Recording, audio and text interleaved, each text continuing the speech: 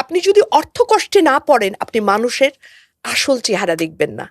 আপনার পাশে বসেই যারা আপনার সঙ্গে মানে কফির কাপে চুমুক দিচ্ছে, তারা আপনার একটা ফোন কল ধরবে না যদি আপনি আর্থিকভাবে ডাউন হয়ে যান। আমি তোমাদের প্রজন্মকেও বলি যে প্রত্যেকটা মানুষের জীবনে একবার করে হলেও বিপদে পড়া উচিত। প্রত্যেকটা মানুষের জীবনে চড়াই উতরাই আছে, তাই না?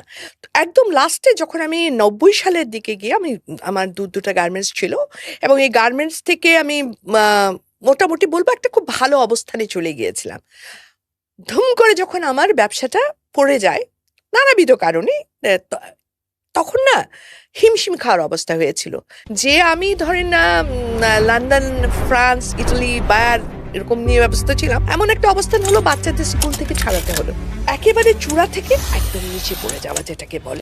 এবং আর্থিকভাবে প্রচন্ডভাবে আমি একটা বলবো মহাসংকট সমুদ্রে ডুবে যাওয়ার অবস্থা হলো।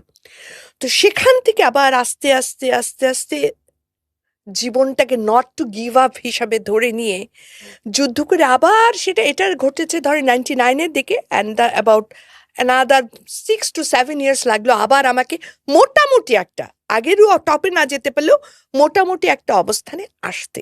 এই যে যুদ্ধকালীন সময়টা, সেই সময়টা আমি সবসময় আস্থা রেখেছি নিজের উপর, সৃষ্টিকর্তার উপর, এবং আমার আশেপাশে কয়েকজন মানুষ ছিলেন যারা আমাকে সাহস দিয়েছিল যে তুমি পারবেই। তো এই সব কিছু মিলিয়ে না, যখন 2007-08-এর দিকে গিয়ে আমার একটা মোটামুটি অবস্থান হলো, তখন আমার কাছে মনে হলো আচ্ছা আমি যখন পেরেছি, কারণ অনেকে আমার ব্যাপারে অনেকে বলেছে উনি গেছেন, ওনার তো শেষ হয়ে গেছে, ওনার 40 করে ফেলেন। 40? ইয়েস, অর্থাৎ উনি আর উঠে দাঁড়াতে পারবে না।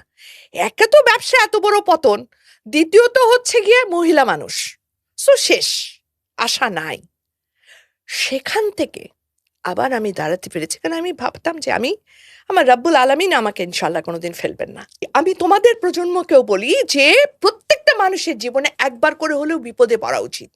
বিপদে না পড়লে মানুষ চেনা যায় না, বিপদে না পড়লে জীবন চেনা যায় না, বিপদে না পড়লে নিজের কতটুকু আস্থা অর্জন করা সম্ভব নিজের দ্বারা, নিজের যে শক্তি সাহস এটা বোঝা যায় না, অনুধাবন করা যায় না। যেহেতু আমি হঠাৎ করে পড়ে গেছি এবং আস্তে আস্তে অবস্থা আর্থিকভাবে ব্যাংক ট্যাঙ্ক থেকে সবকিছু বন্ধ হয়ে গেছে, আমার সিআইবি ব্লক হয়ে গেছে, মানে দেউলিয়ার অবস্থায় চলে যাচ্ছি।